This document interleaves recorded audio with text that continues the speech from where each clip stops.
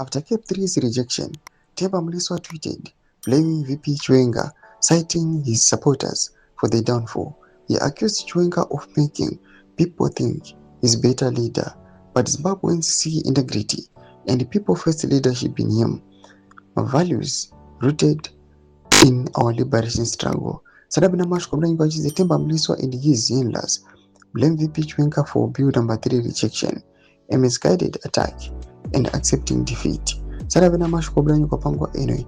I'm a comment channel boy subscribe or like on the bell icon. Tivina pen paka mdanyira chiti.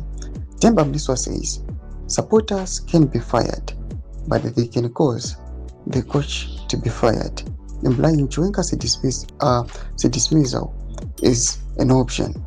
But firing a coach loved by supporters can lead to trouble. We know Temba Mliswa speaks for Kudata Gwire. It's shameful. They blame Chwenga for Zimbabweans rejecting a power-grabbing bill. Picture this. Chwenga called for arrest of Rigananda stealing national resources and wanted Bill 3 via referendum. If the president agrees, everyone would be happy and praising the president. Instead, the focus is on blaming Chwenga. Chwenga's speeches are not undermining the president. He is saying how things should be done for all Zimbabweans. He respects the president, proved by removing Mugabe and putting ED in power. Chwenga is not power hungry. Chwenga puts people's interests first. That's why he is loved.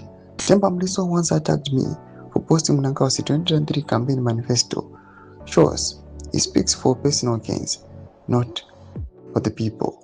Doma developments are kuda pangwa ine atrikuona kuti aiwa pangwa ine pane kurwisana kwakanyanya between these two sides. Factions maviri, other one will push up for 2030 and other one is against it. Comment section medu za fundo aim kuti pamusoro pechitiko ichi. Subscribe or like, check on the bell icon.